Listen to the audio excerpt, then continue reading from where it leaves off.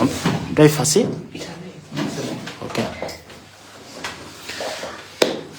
Dieu Tout-Puissant, quand mon cœur considère tout l'univers créé par ton envoi, le ciel d'azur, les éclairs de tonnerre, les clairs matins et les ombres du soir. De tout mon cœur, alors s'élève un chant. Dieu Tout-Puissant, que tu es bon. De tout mon cœur, alors s'élève un chant. Dieu Tout-Puissant, que tu es grand. Père, nous voulons te dire sincèrement merci. Merci Seigneur. La grâce que tu nous accordes d'être encore ici ce soir. Amen. Alors que nous sommes ici en Allemagne, particulièrement à Wilhelmshaven, pour partager la parole à tes chers enfants, et nous voulons que ton Esprit soit avec nous. Nous voulons partager des moments merveilleux avec toi, dans le merveilleux nom de Jésus-Christ, notre Seigneur. Amen. Amen.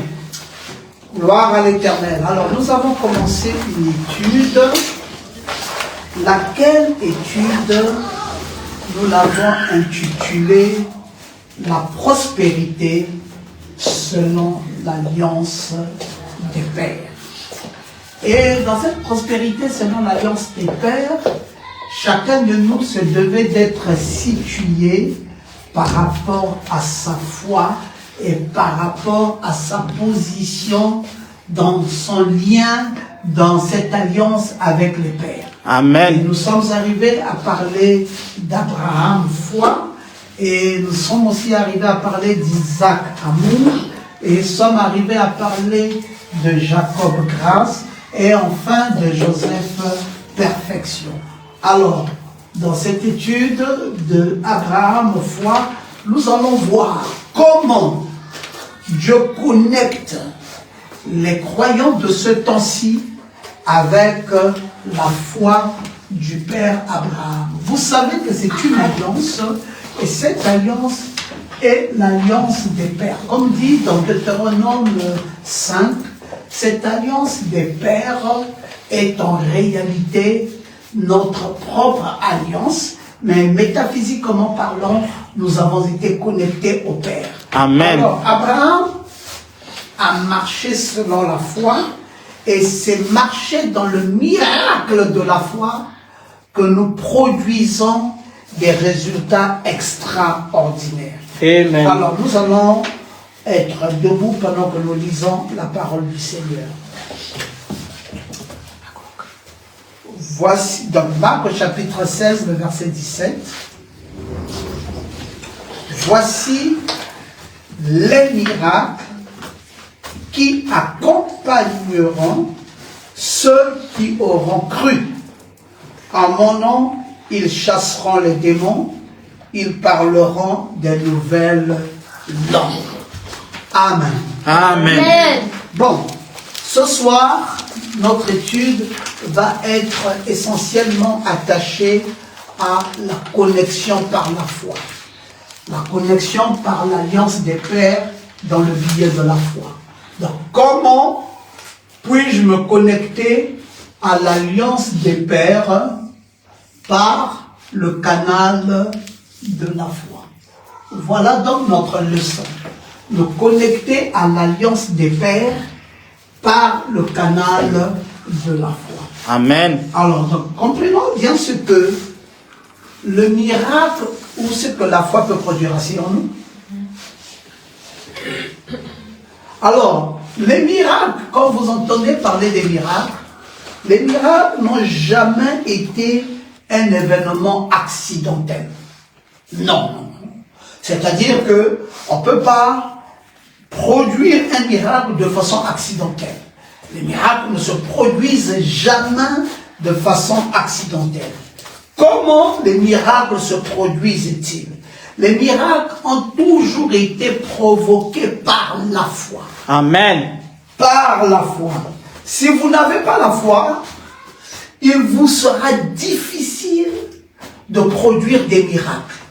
Si vous voulez voir des miracles dans votre vie, eh bien, vous avez besoin d'avoir la foi. C'est la raison pour laquelle la foi est vitale.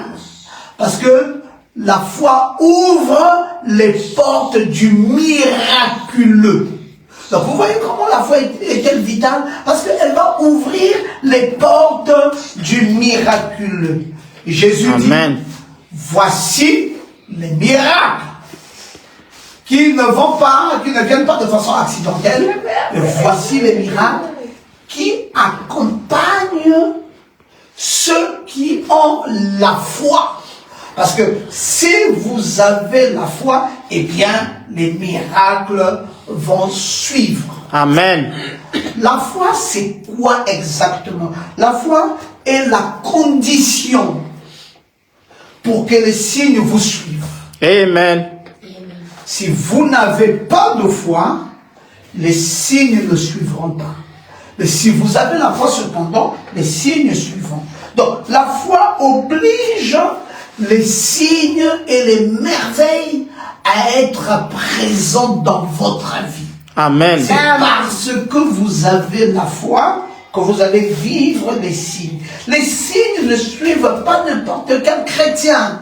C'est pas parce que quelqu'un aurait pu dire qu'il est chrétien que nécessairement les signes vont le suivre. Non, les signes suivent ceux-là qui croient. Si vous croyez, alors les signes vous suivront.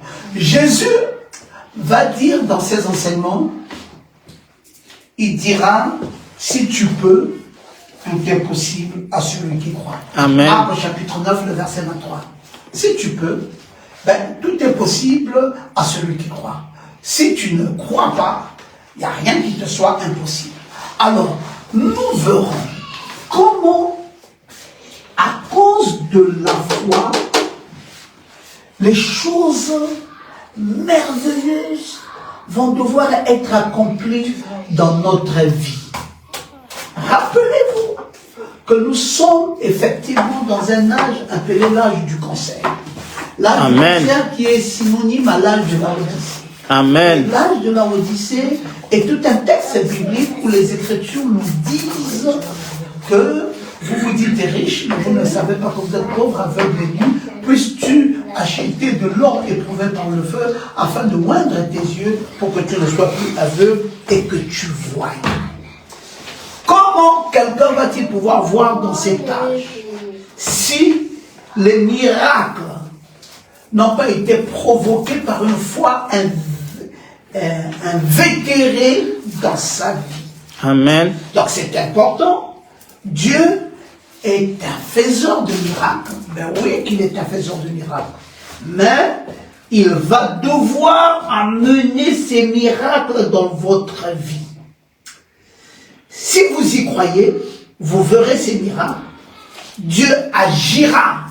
Mais il agira par le canal de votre foi. C'est pour ça que la connexion avec Père Abraham, c'est une connexion qui va faire appel à la foi. Parce que ce patriarche, ce Père Abraham, n'a fonctionné qu'au travers de la foi. Amen. Rappelez-vous qu'il lui avait été dit de quitter de la Mésopotamie, là où il était en Chaldée, en Ur, et qu'il devait aller vers un pays où coule le lait et le miel.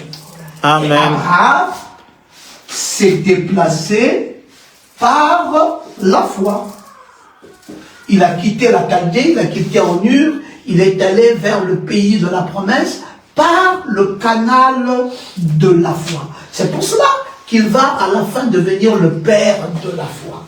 Il va, à l'âge de 75 ans, il va être visité par Dieu qui lui fera savoir qu'il aura un enfant par le canal de sa femme Sarah. Amen. Et il va attendre cet enfant 25 ans durant.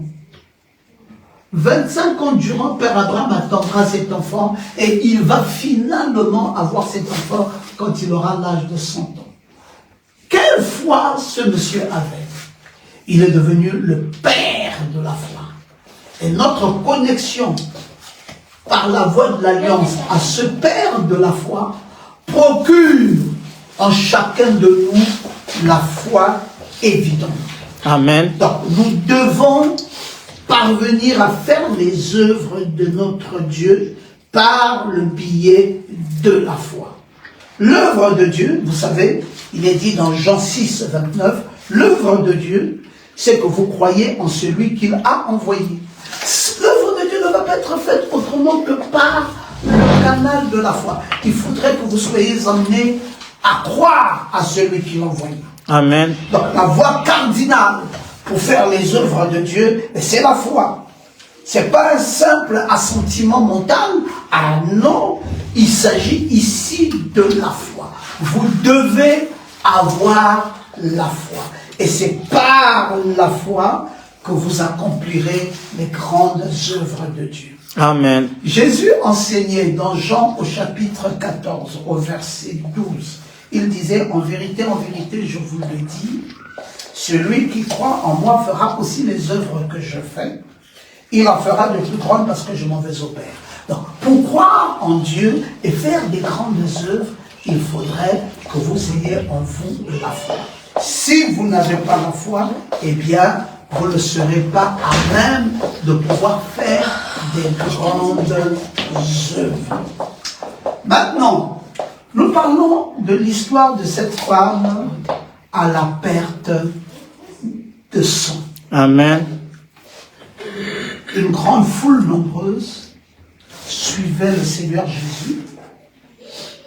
Et puis, au milieu de cette grande foule, cette femme a touché le pan de la robe de Jésus. Jésus s'est arrêté. Il a dit, quelqu'un m'a touché. Oui, monsieur. Comment ça se faisait que Jésus puisse dire quelqu'un m'a touché alors que tout le monde était supposé l'avoir touché? Jésus dit, quelqu'un m'a touché. Amen. Eh bien, Jésus avait senti en lui une vertu était sortie. Et c'est à travers la vertu sortie de sa personne qu'il avait su qu'il y avait eu une touche assez spéciale qu'avait faite cette femme à la perte de sang. Amen. Mais cette touche de cette femme à la perte de sang avait été rendue une touche spéciale par le biais de quoi? Par le biais de la foi. De la foi. Amen. Elle avait activé la foi. Et du moment où elle avait activé la foi, alors elle a tiré la vertu pour la santé. Amen. Vous voyez, elle est là, elle est malade, mais il lui faut tirer la vertu pour la santé. Et tirer la vertu pour la santé se trouvait dans la personne de notre Seigneur Jésus-Christ. Et cette femme, par le canal de la foi, avait la technique pour tirer la vertu de la santé. Et elle a réussi à tirer la vertu de la santé qui était dans la personne du Christ afin d'intégrer cela en elle-même. Et soudainement, elle avait été guérie. Amen. Et Jésus sut que quelque chose était sorti de lui, était rentré dans cette femme. Mais les apôtres n'ont pas su. C'est pour cela d'ailleurs qu'ils s'interrogèrent pour savoir, mais devant une multitude, devant une foule nombreuse de personnes, comment notre pasteur peut-il dire quelqu'un m'a touché? Mais oui, il savait que quelqu'un l'avait touché. Et cette fille avait pu tirer la substance qui était dans la personne de Jésus pour la guérison de son corps. Amen. Regardez comment Jésus conclut l'histoire après que cette femme l'ait touchée. Il dit dans Marc au chapitre 5, le verset 34, il dit, ta foi t'a sauvé. Amen. Va en paix et sois guéri de ton mal. Et donc, vous comprenez que qu'est-ce qui va faire que cette femme, est-ce que c'était cette touche? Qu'est-ce qui va faire que cette femme soit guérie? C'était sa foi. Et Jésus avait si bien reconnu que la foi de cette femme pouvait tirer la substance de la guérison partant du corps de Jésus pour rentrer en elle Et grâce à cette vertu qui s'est dégagée et qui s'est incarnée sur elle, elle a fini par obtenir sa guérison. Amen. C'est important de le savoir. C'est important de savoir que cette foi est une vraie substance. La foi est une substance, contrairement à ce que le commun des mortels pense, parce que les gens pensent que la foi est l'espérance des choses qu'on veut et une démonstration de celles qu'on ne voit pas. Non, c'est pas vrai. La foi n'est pas une espérance. La foi est une substance. Amen. C'est pour ça, quand ils vont à la montagne de transfiguration, il s'y trouve là-bas Pierre, Jacques et Jean. Il y a la foi, il y a l'espérance et il y a l'amour. Donc vous voyez que Pierre n'est pas Jacques, et Jacques n'est pas Pierre non plus. Donc Pierre est l'incarnation de la foi, cependant Jacques est l'incarnation de l'espérance. Amen. Donc ne confondez pas la question de foi et la question d'espérance. Cette foi, nous la tirons grâce à l'alliance des pères, partant du tout premier patriarche dont le nom était Père Abraham. Amen. Cette femme à la tête de sang savait désormais quoi prendre de Jésus pour obtenir sa guérison. Alors moi j'aimerais que vous sachiez vous également qu'est-ce que vous allez prendre cette année 2025 pour obtenir la chose que vous désirez tant avoir. Soyez dans la connexion de l'alliance des pères par le biais de la foi. Amen. Sinon, vous crierez et vous passerez beaucoup de temps, vous n'aurez rien. Vous pouvez faire, les signes vont accompagner votre vie, c'est vrai. Vous pouvez recevoir beaucoup de choses, mais vous ne les recevrez que par la foi. Sans la foi, il est impossible pour vous de recevoir un certain nombre de choses. Vous resterez stérile sans la foi.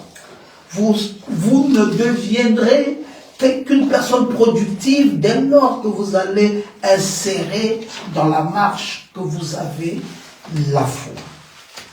C'est pour cela, quand Jésus raconte l'histoire des deux aveugles, il dit qu'il est parti de là et il a été suivi par deux aveugles qui criaient « Fils de David, aie pitié de nous ». Les deux aveugles, ils avaient pleuré, ils avaient crié, mais leur cri n'était pas ce qui apportait la solution. Bien qu'ils criaient, Jésus est arrivé finalement à la maison et les aveugles se sont approchés de lui et Jésus leur dit « Croyez-vous que je puisse faire cela ?» C'est pas le fait de crier, c'est pas le fait de vous tourmenter, c'est pas le fait d'aboyer, c'est pas le fait... Non, c'est d'abord et avant tout le fait de croire. Croyez-vous que je puisse, moi, faire ce que vous demandez là, recouvrir la vue? Ils ont dit, Seigneur, le répondirent-ils, alors nous croyons. Et quand ils ont dit qu'ils croyaient, Jésus leur toucha les yeux en disant qu'il vous soit fait selon votre foi. Amen. Ils ne pouvaient pas être guéris autrement que par le canal de leur foi. Parce que c'est la foi qui doit produire ses œuvres. Alors, dans cette année où le règne des pères descend sur les fils, ce règne vient par le truchement d'une alliance qui nous attache au Père, notamment la toute première de ces alliances qui nous attache à Abraham foi. Amen. Et il est très important que nous ayons la foi. Amen. Si nous ne croyons pas, nous n'obtiendrons pas. Si nous croyons, nous finirons par obtenir ce que nous croyons parce que le tout ne viendra que par la foi. Pas par les larmes. Les aveugles ont crié, ont pleuré, fils de David, aie pitié de nous. Jésus continuait sa marche. Jusqu'à ce qu'il soit arrivé à la maison. Hey, Seigneur, comment tu peux nous voir aveugles? Comment tu peux nous voir souffrir? Comment tu peux ne pas réagir? Il dit, non, non, non, non. Je ne suis pas ému par vos larmes. Cette année, arrêtez de trop crier, de trop pleurer. Ce n'est plus le moment de faire comme vous aviez fait dans le passé. C'est le moment de faire agir Abraham foi. Amen. L'alliance de vos pères, par le biais de la foi, vous fera obtenir les choses dont vous avez présentement besoin. Donc, il faut que tout soit mis en action. Que cette foi véritable soit mise en action. Et non les larmes. Les larmes ne produiront jamais les miracles. Parce que les miracles vont accompagner ceux qui croient. Amen. Les miracles n'accompagneront pas ceux qui pleurent. Les miracles n'accompagneront même pas ceux qui jeûnent. Amen. Les miracles n'accompagneront même pas ceux qui prient. Et pourtant vous priez, et pourtant vous jeûnez, et pourtant vous pleurez, et pourtant vous vous lamentez. Mais aucun miracle ne se produira. Si vous voulez voir le miracle se produire, alors commencez par engager la foi. Amen. C'est la foi que vous engagez qui va sortir le miracle. Oui, oui, oui. Il est triste de le dire, mais c'est ce qui était la vérité. Même s'ils avaient continué à pleurer, derrière Jésus, aucun de ces miracles n'aurait pu s'accomplir. Cela fait longtemps que beaucoup de chrétiens suivent Jésus en pleurant. Cela fait longtemps que beaucoup de chrétiens ne comprennent pas le phénomène qui les lie à Dieu par le canal de la foi. Amen. Certains ont simplement pensé qu'il faut faire de leur vie une vie de jeûne pour obtenir les choses. Malgré tout, ils jeûnent, il faut même des grands jeûnes. Ils jeûnent pendant 40 jours, pendant 70 jours. Mais ils n'obtiennent pas toujours ce qu'ils veulent parce que, c'est pas en pleurant, en jeûnant que les miracles vont se produire. Les signes et les miracles ne viennent que par le canal de la foi. Donc vous comprenez, aujourd'hui, Jésus n'a pas changé, c'est qu'il fit en son temps avec ces deux aveugles, quand il leur posa la question de savoir, croyez-vous que je peux le faire, et que eux diront, oui, nous croyons, alors il a pu toucher leurs yeux sous la base de leur foi pour qu'ils retrouvent la guérison, n'a pas changé de nos jours.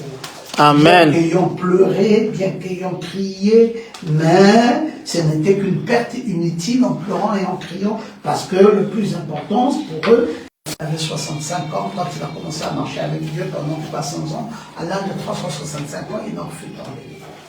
Qu'est-ce qui fit qu'Enoch soit enlevé? Et c'était par la foi. Il ne vit pas la mort à cause de sa foi. La foi peut vous amener très loin. Si la foi a pu amener Enoch à ne jamais voir la mort, à passer, à outrepasser la mort pour aller dans cet enlèvement, c'est que la foi peut vous amener très loin. La foi a donné à Moïse un ministère exceptionnel. Oui, oui, oui, oui. Souvenez-vous de comment Moïse a fonctionné avec son Dieu. Qu'est-ce que la foi avait produit dans la vie de Moïse? La Bible dit que c'est par la foi que Moïse, à sa naissance, fut caché pendant 3 mois par ses parents. Depuis le jour où Moïse vint au monde, ses parents, pour garder cet enfant en vie, ont dû introduire la foi. Amen. S'ils n'avaient pas la foi, ces enfants seraient morts dès lors qu'ils venaient au monde. Parce qu'il y avait un décret très fort de la part du pharaon qui disait que tous les enfants mâles qui naîtraient à cette période devaient être tués. Et les mamans ont donné naissance à cet enfant, Amram et Jochebed ont donné naissance à cet enfant appelé Moïse, à la période où l'on tuait tous les enfants. Donc cet enfant devait nécessairement être liquidé, comme tous les autres enfants qui naissaient en son temps. Mais la foi que Amram et Jochebed ont utilisée pour garder cet enfant en vie était une connexion à la foi des pères. Comme je vous l'ai dit, s'il n'y a pas cette connexion à la foi des pères, vous perdrez la foi véritable. Et n'ayant donc pas cette alliance, vous allez finir par mourir. Moïse fut sauvé grâce à la connexion de la foi de ses parents. Parce qu'ils virent que l'enfant était beau et ils ne craignirent pas l'ordre du roi. Ils ont dit, bon, cet enfant, nous le mettrons dans une caisse de jambes et nous le mettrons dans l'eau. Et ensuite, même s'il arrivait des crocodiles, même nous mettrons de la térébenthine autour de cette caisse en jambes, et l'enfant va commencer par nager, et la térébenthine va commencer par faire fuir les crocodiles qui voudront s'y approcher, et l'enfant sera gardé en vie. Amen. Quand la fille de Pharaon vint au bord du Nil, elle a bel et bien trouvé cet enfant qui était toujours en vie, et elle a demandé de récupérer cet enfant des Hébreux pour garder en Égypte. Et elle a dit, trouvez-moi une nourrice. Et la nourrice qui avait été trouvée, c'était la mère de cet enfant, Jochebed, qui elle-même a élevé son enfant dans le palais du roi de Pharaon. Qu'est-ce qui a produit tout cela? Encore une fois de plus, la foi. Amen. La foi vous gardera en vie. La foi vous préservera des crocodiles qui voudront vous manger. La foi vous élèvera. La foi vous placera dans un palais royal. Amen. La foi est importante, mais laquelle foi? La foi qu'a dégagé Père Abraham est celle qui fait sa continuation jusqu'à nos jours. Donc, il faudrait une connexion avec l'alliance des pères pour garder vraisemblablement cette foi, et c'est ce que Moïse fit.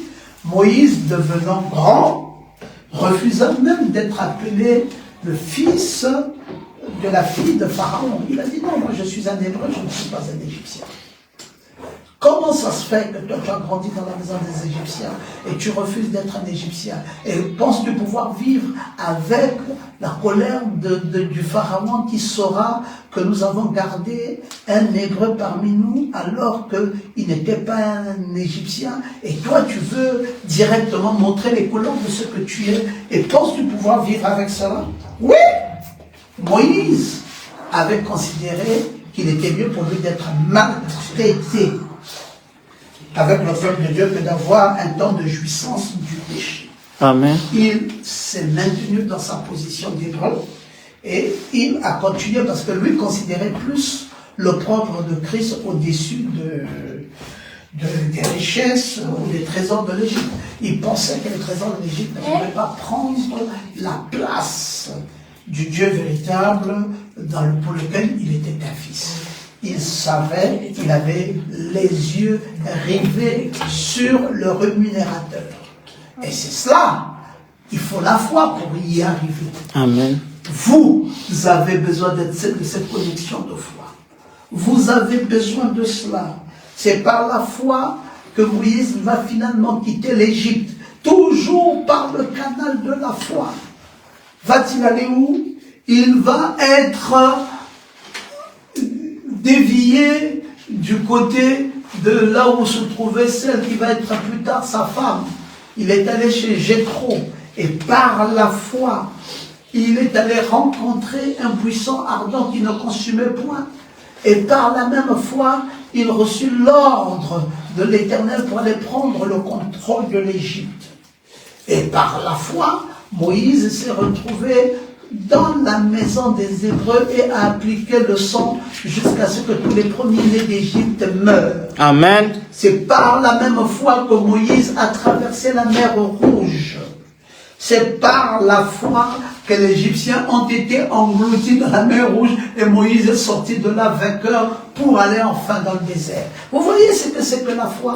Amen. La foi fera que vos ennemis ne vous rattraperont pas.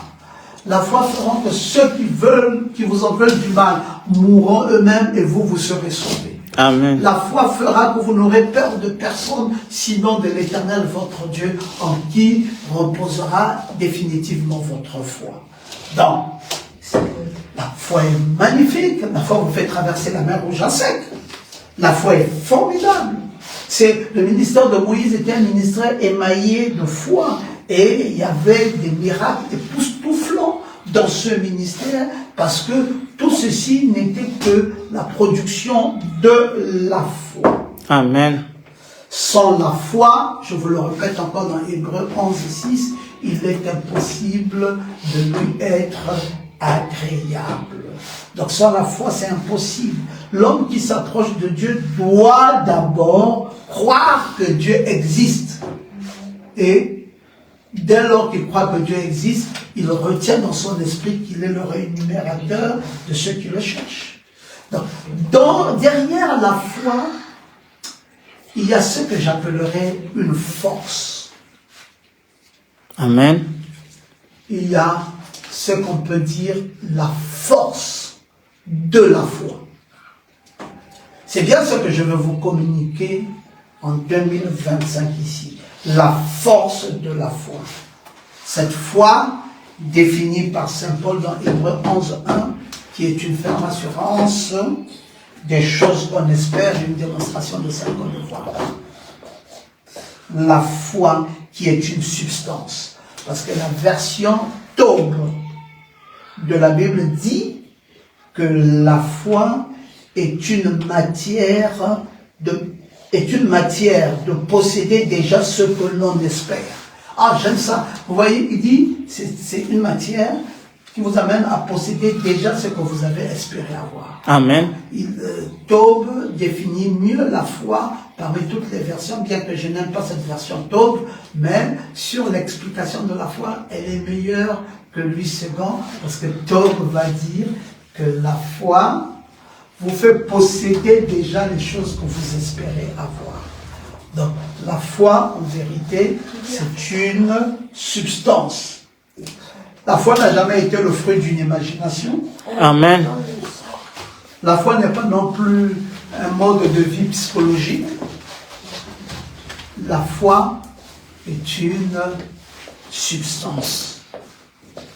C'est une force, une grande force prénable et une force tangible. Vous pouvez la tenir. Si elle n'était pas une substance, vous ne pourriez pas la posséder ou la prendre. Paul dit, prenez par-dessus tout le bouclier de la foi. Donc la foi est prénable, la foi est tangible, la foi est même manipulable. Amen. Parce que vous avez la foi, que vous avez cette substance et vous pouvez la prendre. Par-dessus tout, vous pouvez prendre ce bouclier de la foi avec lequel vous pourrez même éteindre les traits enflammés du malin. Amen. Et vous voyez que la foi, Ephésiens 6:16, la foi est quelque chose de magnifique. Vous pouvez donc la prendre parce qu'elle est tangible, elle est manipulable, elle est prénable, c'est une substance. Mais la foi est une force. Cette force que donne la parole vivante. Parce que la foi produit des preuves vivantes. Amen. C'est la gâchette qui provoque les interventions surnaturelles. Si vous pouvez avoir la foi cette année, hey, laissez-moi vous dire que vous allez faire des choses extraordinaires. Alléluia. Qu'est-ce que je peux vous conseiller d'avoir cette année si ce n'est la foi? J'aimerais que vos vies soient connectées à l'alliance de vos pères par le biais de la foi. Amen. L'alliance de vos pères par le biais de la foi. Avoir un Abraham pour père est un avantage, mais avoir la substance attachée à la vie d'Abraham de façon métaphysique est encore plus qu'avantageux, parce que ça vous donnera de la force. Pas de la force physique, mais la force d'une entité spirituelle dans vos vies. Amen. Et c'est d'ailleurs à cause de cela que vous vivrez une vie de délivrance. La foi vient de ce que l'on entend, de la parole de Christ, et c'est vrai, Hébreux 10, 17, mais plutôt Romains 10, 17, parce qu'elle vient de ce que l'on entend, de la parole de Dieu. Et la parole de Dieu est la fourgonnette, comme je le pense souvent, de la livraison de la foi. Alors, si vous avez la parole, si vous avez cette fourgonnette,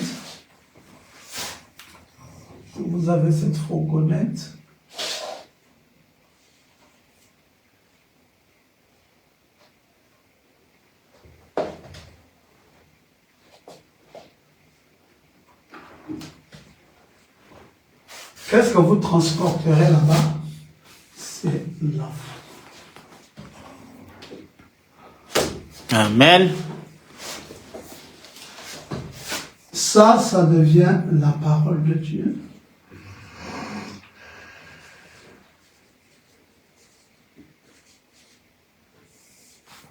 Elle transporte quoi? Elle transporte, c'est elle la fourgonnette qui est la parole de Dieu, et elle transporte la foi. C'est pour ça que la foi vient de ce que l'on entend, et ce que l'on entend de la parole de Dieu. Est-ce qu'on peut aller vers la foi si on n'a pas la parole de Dieu? C'est impossible. Il nous faut la foi il nous faut plutôt la parole de Dieu pour transporter la foi. Et vous allez remarquer que ceux qui n'écoutent pas la parole de Dieu ont difficilement la foi. Amen. Si vous voulez avoir la foi, il vous faut la parole de Dieu. La parole active la foi dans votre vie. C'est la fourgonnette qui transporte la foi. Amen. La parole de Dieu. C'est une arme efficace, la parole de Dieu, vous voyez. C'est comme on dira, la parole de Dieu est comme une femme qui est enceinte, et le bébé au-dedans du ventre de la femme, c'est la foi. Amen. C'est-à-dire que, vous voyez, cette femme, elle est là, avec ses tresses.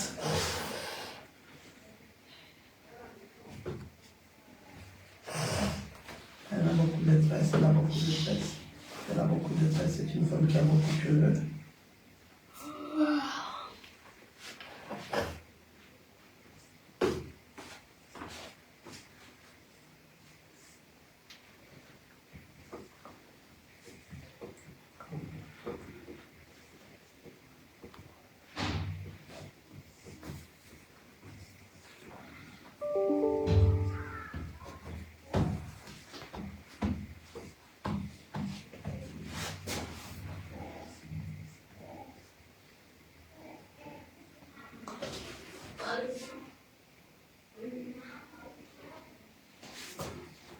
Je ne sais pas si j'ai bien dessiné, mais en tout cas, c'est une femme qui est comme ça.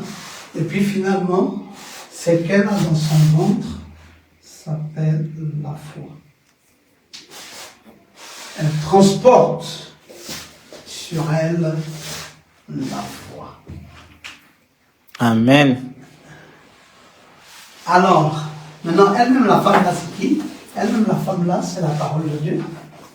Elle-même, c'est la parole de Dieu. Elle-même, c'est la parole.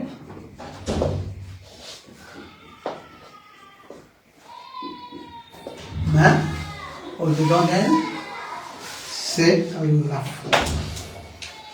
Et c'est important de le savoir. Et donc, vous allez voir qu'elle va transporter. L'enfant dans son ventre peut être considéré comme la foi. Et elle va entrer en travail pour délivrer la foi. Amen. Il faut qu'elle rentre en travail pour délivrer la foi. Tout comme une femme enceinte doit passer par la salle de travail avant de donner naissance à un enfant. Donc vous devez travailler pour produire la foi qui est au-dedans de la parole. Amen. Parce que la parole est un tout. Et la foi sort de cette parole. Vous ne pouvez pas avoir la foi sans le savoir. Amen. C'est comme une femme ne peut pas être enceinte sans savoir qu'elle est enceinte. Ou une fourgonnette ne peut pas transporter une marchandise sans savoir qu'elle transporte quelque chose. Donc, il y a quelque chose qui est là. Et la mère doit savoir qu'il y a un enfant qui est là et elle ne peut pas oublier les douleurs qui vont précéder la naissance de cet enfant. Amen. elle va entrer en travail. La foi ne vient que dans la salle de travail, mais en travaillant sur la parole de Dieu. Vous prendrez la délivrance de votre miracle en travaillant dans la parole au nom de Jésus.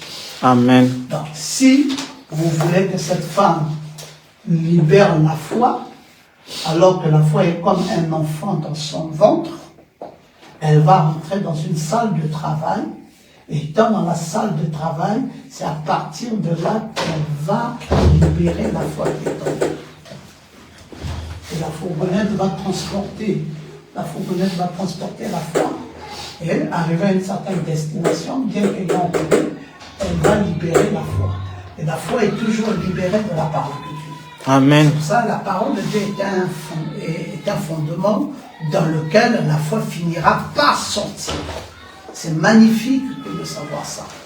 Amen. Voilà. Cette substance appelée la foi qui est très fondamentale.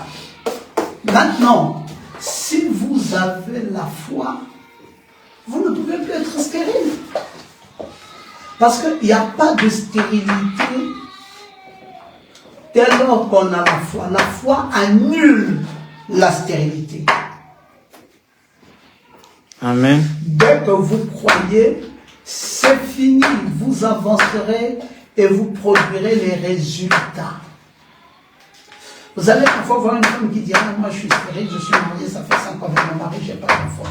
Passez en ligne de prière, nous prierons pour vous, et vous allez voir. Dieu va ôter cette stérilité. J'ai remarqué ça plusieurs fois dans mon ministère. Amen. Plusieurs femmes qui sont arrivées là, qui n'avaient pas d'enfants et qui ont fini par avoir des enfants parce que la stérilité n'existe pas de la Genèse à l'Apocalypse. Parfois, au début de cette grossesse, les médecins disent non, c'est comme un kyste. Et puis la femme perd un peu la foi, mais le kyste commence, ça évolue un peu. Après, elle repart à l'hôpital, elle dit, mais je pensais que c'était un kyste, je vois comme quelque chose, mais je ne suis pas très certain. Et après, elle revient encore, et puis on dit, oui, finalement, c'était un embryon, c'était un enfant qui était dans le monde. Amen. Parce que la foi va produire un enfant. La foi annule la stérilité. C'est comme la foi annule la pauvreté. La foi annule tout ce qui est je ne peux pas, je ne vois pas, je ne comprends pas. Tout ce qui est négatif là, la foi brise ça. Amen. Oui. Et la foi vous amène à des grands résultats. Il n'y a rien qui soit impossible dès lors qu'on a la foi. Amen. Vous voulez avoir les documents administratifs, vous les aurez avec la foi. Amen. Vous voulez avoir de l'argent, vous les aurez avec la foi. Vous voulez avoir un mari, vous aurez un mari avec la foi. Qu'est-ce que vous voulez obtenir que la foi ne peut pas vous donner? La foi vous donnera tout. C'est à vous de simplement savoir que maintenant j'ai besoin d'avoir la foi pour commencer à obtenir les choses dont moi j'ai besoin. Amen. Je me souviens d'un jour où je suis parti aux États-Unis. Je vais terminer par là. Pendant que j'étais aux États-Unis, j'avais effectué un voyage parce que je voulais arriver dans le musée de l'homme qui a été le plus grand homme de Dieu dans l'histoire de l'humanité depuis les temps d'Enoch à nos jours. Et je suis arrivé à Tucson. Amen. Dans le musée de cet homme. Le musée était fermé. C'était aux États-Unis. Et l'on va me dire que ce musée est fermé. Vraiment, on est désolé que tu sois parti de si loin du Gabon, mais le musée est fermé, tu n'auras pas accès. La foi en moi a dit, c'est pas possible que je sois parti de si loin pour arriver jusqu'à ce musée et que le musée soit fermé. Le musée ici va s'ouvrir parce que je suis là. Madame dit, mais il y a beaucoup de gens qui sont venus d'Afrique, qui ont pensé pouvoir accéder, n'ont pas eu accès. Comment toi tu peux t'imaginer que tu vas accéder là? J'ai dit, écoute, où est la maison de celui qui est supposé avoir les clés du musée? Il dit, sa maison est là. Mais il n'est pas là, il avait voyagé depuis fort longtemps. J'ai dit qu'il est là. Il dit, comment tu peux croire qu'il est là? J'ai dit, s'il n'est pas là, alors il va se déplacer de façon métaphysique, il va se retrouver là. J'ai commencé à cogner à la porte. Personne n'a répondu. Alors elle me dit, mais voilà, je t'avais bien dit qu'il n'y a personne dedans. N'insiste pas. Je dis, si, je vais insister. J'ai connu. Et peut-être 5 minutes après mon insistance, on entend une voix qui sort de la maison. Il dit, what's that? J'ai dit, tu as entendu quelque chose? Il dit, mais on dirait que j'ai entendu quelque chose. J'ai dit, il y a quelqu'un qui va sortir. Amen. Et puis j'ai connu encore, la personne est venue, il dit, vous cherchez quoi? On dit, on veut rentrer dans ce musée. Il dit, mais plus personne n'entre dans ce musée. J'ai dit, mais moi, je suis venu ici pour rentrer là-bas. Et je vais rentrer dans le musée. La personne est allée prendre les clés, a ouvert le musée, je suis rentré. Cette femme a dit, waouh!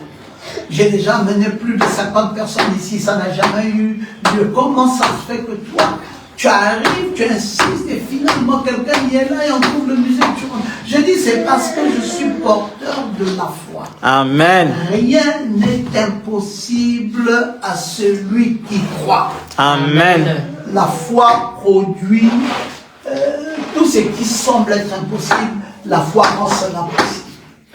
C'est pour cela, dans l'alliance des pères, l'attachement dont nous avons besoin primo est l'attachement d'Abraham de foi.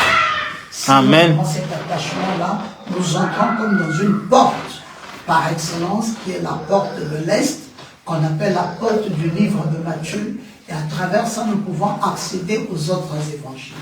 Si vous n'entrez pas par cette porte de l'Est, qui est la porte de Matthieu, vous ne pourrez pas accéder aux 4 autres évangiles, encore moins aux actes du Saint-Esprit. Parce que les actes du Saint-Esprit sont... Donc Matthieu, qui est la porte de l'Est, vous ouvrira la porte pour accéder. Et donc, pour y accéder, vous aurez besoin de la foi.